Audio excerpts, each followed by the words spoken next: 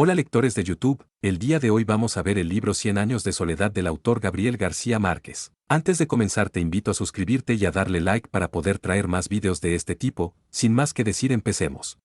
Capítulo 11.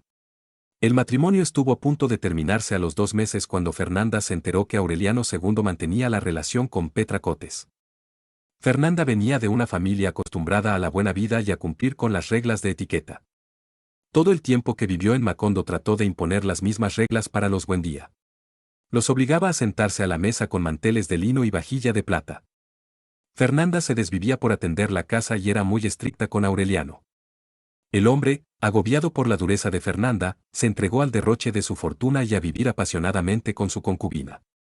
Pero, de su matrimonio nació Renata Remedios que, por su belleza e inocencia, sería la perdición de cuanto hombre la mirara. A su regreso de la guerra, el coronel Aureliano se había dedicado a la platería y siempre se le veía en el laboratorio de Melquíades. Una tarde, a pesar de su voluntad, su madre lo obligó a abrir la puerta. El coronel se encontró con 17 hombres que lo reclamaban como a su padre. Los 17 aurelianos se dedicaron a recorrer el pueblo y a disfrutar de los placeres de sus mujeres. Uno de ellos, Aureliano Triste, llegó a la casa donde había vivido José Arcadio y después de tirar la puerta, en medio de la neblina, se encontró con Rebeca que le apuntaba con el rifle. Rebeca había estado encerrada desde la muerte de José Arcadio y estaba convertida en una anciana. Aureliano Triste había heredado el gusto por las empresas casi imposibles, pero era afortunado en los negocios y, una buena tarde, decidió llevar el ferrocarril a Macondo. Capítulo 12. Llegó a Macondo la luz, el cine, muchas novedades. Con el ferrocarril llegó M.R. Gerberti. Un día, invitado a comer en casa de los Buendía, probó los bananos. Le impresionaron tanto que en los siguientes días siempre se le vio haciendo pruebas y tomando apuntes respecto a la fruta. Después de varios meses llegó a Macondo una avalancha de forasteros que empezaron a construir casas y, más tarde, llegaron sus familias y sus animales. El pueblo se llenó de gente nueva, los gringos se habían asentado en Macondo para explotar la tierra, el banano, y el resto de la gente había llegado a Macondo atraídos por las historias que se contaban del pueblo. Mientras el coronel vivía enojado por la invasión, Aureliano II estaba feliz de relacionarse con gente nueva y vivir en una constante fiesta. Remedios, la bella, era la única que no se alteraba con los vertiginosos cambios, pero todos los hombres que la miraban se volvían locos o se morían de amor por ella. Una tarde, mientras doblaba ropa limpia, Remedios, la bella, salió volando llevándose con ella unas sábanas. José Arcadio Buendía seguía atado del castaño y en una ocasión, mientras Úrsula lo alimentaba, le confesó su tristeza por la próxima muerte de su hijo Aureliano. El coronel, cansado y enojado por la presencia de los gringos, decidió retomar las armas y acabar con ellos. Acudió a pedirle ayuda a su amigo Gerineldo Márquez, este se negó mirándolo con compasión. Capítulo 13. Con el paso de los años Úrsula estaba perdiendo la vista, pero seguía teniendo una energía que le permitía ocultar su vejez. La abuela se guiaba por los olores y por los sonidos y dedicaba su tiempo a la educación de José Arcadio, el hijo de Fernanda que sería papa. Memé, la primogénita del matrimonio, sería una excelente ejecutante de clavicordio. Llegado el momento, los dos se fueron a continuar sus estudios en el extranjero. En su soledad, Amaranta había empezado a tejer su propia mortaja. Aureliano II seguía siendo más feliz en los brazos de Petra y solo volvía a la casa cuando sus hijos regresaban de vacaciones. Fernanda, por su parte, les escribía largas cartas mintiéndoles sobre la felicidad que reinaba en la casa. Aureliano Buendía pasaba todo el día recluido en el laboratorio, trabajaba en la platería. El único día que se asomó a la calle fue para ver pasar al circo. Los nuevos visitantes estaban muy lejos de parecerse a Melquíades y sus amigos. Capítulo 14. Las vacaciones de Memé coincidieron con la muerte del coronel Aureliano Buendía.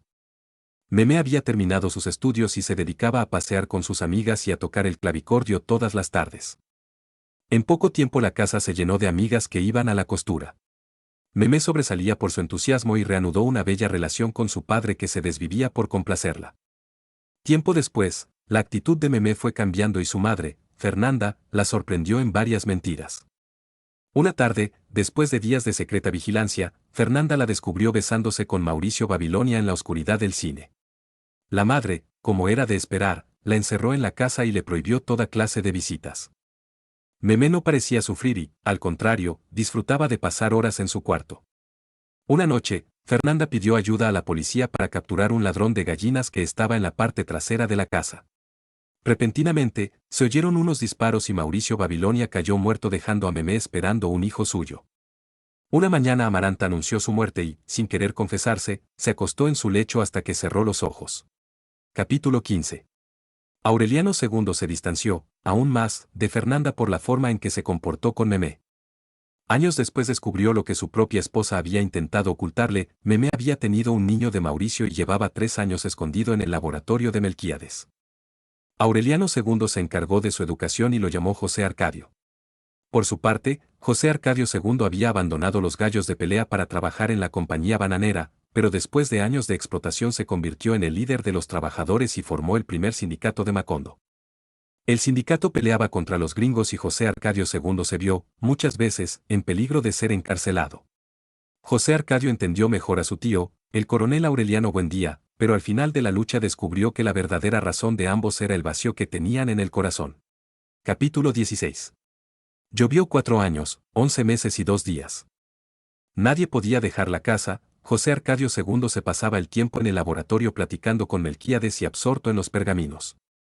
Aureliano II esperaba que escampara para ir a casa de Petra. Después de un tiempo, la comida empezó a escasear y Fernanda le exigía a su marido que saliera en busca de víveres. Úrsula aseguraba que se moriría cuando escampara. Fue necesario excavar canales. En esos días se murió el coronel Gerineldo Márquez y el sepelio se vio arruinado por la lluvia. Úrsula se asomó a la ventana para despedirse de él. Aureliano II va a casa de Petra Cotes y la encuentra tratando de salvar las pocas reses vivas que les quedaban. Enojada, Petra le reclama a Aureliano no haber acudido a sus llamados. Capítulo 17. Dejó de llover y Úrsula se dedicó a restaurar la casa. Aureliano II tomó sus baúles y regresó a casa de Petra Cotes. José Arcadio II seguía estudiando los pergaminos de Melquíades. Con la restauración de la casa, Úrsula se llenó de recuerdos y se esforzó por cumplir su promesa de morir. La mujer, ya en sus últimos días, regresó el tiempo en su memoria y a los nuevos descendientes los confundía con los primeros. Rebeca murió a finales de ese año y Aureliano II se hizo cargo del entierro. Con el diluvio Macondo parecía un pueblo fantasma, estaba deshabitado y todas las casas parecían caerse con solo mirarlas. Amaranta Úrsula, la hija menor de Fernanda, se fue a estudiar a Bruselas. El 9 de agosto, José Arcadio II se murió mientras conversaba con su hermano gemelo. Pocas horas después, Aureliano II dejó de respirar cuando dormía en la cama de Fernanda. Petra Cotes intentó ponerle los botines con los que siempre había deseado morir, pero Fernanda le prohibió la entrada a la casa. Los gemelos fueron enterrados en baúles iguales y volvieron a ser idénticos como lo fueron en la niñez. Capítulo 18. Aureliano no abandonó en mucho tiempo el cuarto de Melquíades. Había empezado a traducir los pergaminos. Santa Sofía de la Piedad se encargaba de llevarle café, un poco de comida y de cortarle el pelo. Desde la muerte de Aureliano II, Fernanda se encargaba de mandar todos los días un canasto con víveres. Así humillaba a quien la había maltratado. Para Santa Sofía de la Piedad el que hubiera pocos habitantes en la casa le permitía descansar. La casa se precipitó en una crisis de senilidad y estaba casi en ruinas. Santa Sofía de la Piedad, después de desistir de seguir trabajando, tomó sus pocas cosas y abandonó la casa y a Aureliano con Fernanda. Pasaron los años y Fernanda empezó a disfrutar de los recuerdos. Una mañana Aureliano la encontró tendida en su cuarto vestida de reina. Aureliano, deseoso de seguir estudiando, salió a la calle en busca de ciertos libros. Así, Aureliano estaba consiguiendo traducir los pergaminos y empezó a disfrutar de ir a la librería. Capítulo 19. Amaranta Úrsula regresó en diciembre. Apareció sin previo aviso, con bellos vestidos, hermosos collares y con su esposo. El hombre con quien se había casado era mayor que ella y tenía facha de navegante. Con Amaranta Úrsula llegó la felicidad. Volvió para quedarse y estaba dedicada a la salvación de la casa. Aureliano se mantenía encerrado en el taller y absorto en los estudios. Amaranta Úrsula acabó con las hormigas, revivió las flores, abrió las puertas y las ventanas. Su marido moría de amor por ella y le cumplía todos sus deseos. Una mañana, Amaranta Úrsula entró al taller y empezó a conversar con Aureliano. Amaranta Úrsula gozaba de hacer el amor con su marido sin importarles dónde. Aureliano estaba profundamente enamorado de Amaranta. Se lo confesó a Nigromante, una muchacha con la que Aureliano pasaba muchas noches. Un día, mientras el marido de Amaranta escribía cartas a sus amigos, Aureliano entró en la alcoba de su tía y la despojó de sus ropas. Lo que empezó en un forcejeo de resistencia terminó siendo un acto de amor y pasión. Capítulo 20. Pilar Ternera se murió sentada en su mecedor de bejuco. Gastón, el marido de Amaranta Úrsula, decidió viajar a Bruselas para supervisar sus negocios. Con su partida, Aureliano y Amaranta Úrsula se dieron a la tarea de amarse. Mientras ella cantaba de placer, Aureliano se iba haciendo más absorto y callado, porque su pasión era ensimismada. De pronto, Amaranta Úrsula recibió la noticia del regreso de Gastón. La mujer le respondió la carta contándole de su amor por Aureliano y, para sorpresa de ambos, Gastón los felicitó y les deseó lo mejor. La feliz pareja estaba esperando un hijo. Aureliano empezó a rastrear su origen, pero no encontró a nadie que lo ayudara. Amaranta Úrsula hacía collares de vértebras de pescados, pero nunca encontró quien se los comprara. El niño nació y lo llamaron Rodrigo. Después de cortarle el ombligo, la comadrona se puso a limpiarlo ayudada por Aureliano. Cuando lo voltearon boca abajo descubrieron que el niño tenía cola de cerdo. La comadrona les dijo que podrían cortársela cuando el niño mudara los dientes. Amaranta Úrsula y Aureliano se quedaron tranquilos. Amaranta Úrsula estaba perdiendo mucha sangre y después de varios días se murió. Absorto en su dolor, Aureliano se olvidó de su hijo hasta que Nigromante acudió para ayudarlo. Aureliano tuvo la revelación de encontrar en los pergaminos la historia de sus vidas y el trazo de su destino. Aureliano descubrió que su familia había estado condenada a 100 años de soledad. Si has llegado hasta acá y te ha gustado, te invito a suscribirte y darle like para publicar más videos. No te olvides de escribir por los comentarios cuál quieres que sea el siguiente libro a analizar y te lo traeré en un futuro. Hasta la próxima, lectores.